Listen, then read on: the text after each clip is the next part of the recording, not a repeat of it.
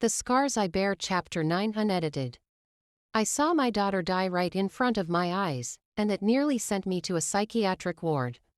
Marcy was only 11 when she died. She had a whole life ahead of her. Marcy was a very intelligent young girl. She wanted to become a doctor. I had so many plans for her, so many dreams she needed to achieve, but the cold hands of death took her away from us. Macy killed herself. She took poison.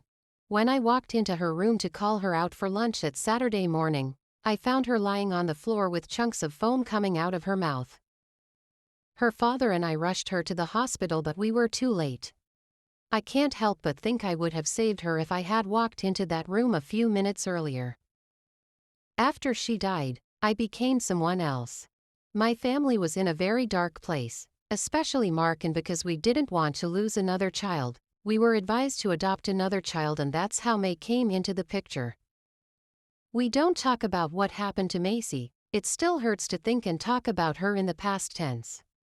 Macy was a happy child. She was so bubbly. I've always wondered why she took her own life. It's a question that shall forever be in my mind, but sadly it will never be answered. I just wish she could have talked to me and her father about what was going on. Maybe she was being bullied in school or someone hurt her. We will never know. I had my interview today. It's the first time I am publicly talking about what happened to Macy and how we have been dealing with grief the last couple of years. I have cried a lot today. It was like reliving memories of long buried and going back to that Saturday morning when everything changed. All in all, the interview was a success. I also talked about my future political career. I plan on standing as a mayor in the next election, so I am slowly laying the foundation. I am sitting on the bed, just checking through the photos they took when my husband walks in. He hands me a cup of tea. Thank you. You are okay? I am fine, I say, taking a sip of my tea. How did it go?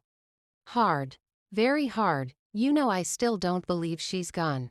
I always feel like this is a bad dream and we will wake up from it. Talking about her hurts a lot. It feels so surreal, he says, sitting next to me on the bed. I know, babe, she would have turned out to be a beautiful young lady. When I see young female doctors, I always think about her. Do you think we failed her? What do you mean?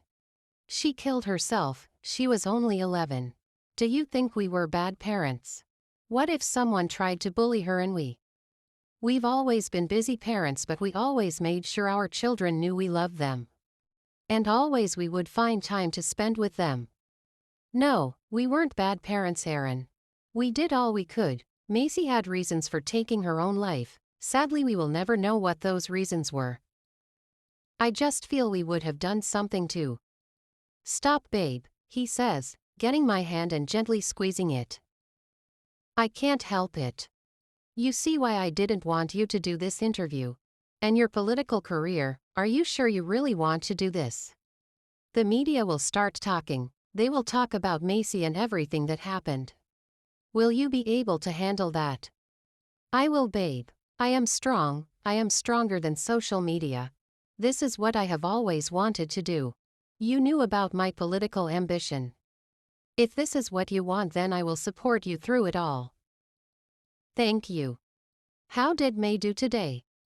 She did well. I just need to mentor her and watch her carefully so she doesn't say or do anything the media will grill me for. And Mark? He's better since she cans into this house. She's good for him. I see. Anyway, what do you want to do the rest of the day? Let's order in and watch movies. All right. Get comfortable and find a movie. I will join you soon. Okay. May, lie on the bed and spread your legs, he commands. I do as I am told, then he gets on top of me and starts dry humping like a starved nymphomaniac. You are so beautiful, he whispers. So beautiful. His words irk me. I feel sick as bile rises up my throat. I am about to start vomiting when suddenly, I awake with a start and gasp for breath as I realize it's a bad dream. This occurrence is one of many. I stake the remaining remnants of the dream before I sit upright. I've had nightmares from the time Uncle Raph started touching me. What he did to me is something I've lived with my entire life, and sometimes when I am having sex and zone out, it's his face that comes to mind and it makes me panic. Uncle Raphael left the orphanage a few weeks before I was adopted. I have never seen him since then. I wish I could see him. There are questions I would love to ask him. These questions have been running through my mind for years. Getting out of bed, I lit a joint and smoke it down to keep my mind distracted. In the end, I have a greater appetite than before. For the next few hours I smoke and listen to soft music. When I finally get back to sleep, I am high. I am hoping I sleep better this time around. I hate these fucking nightmares. The August Girl Elab. Christmas tree.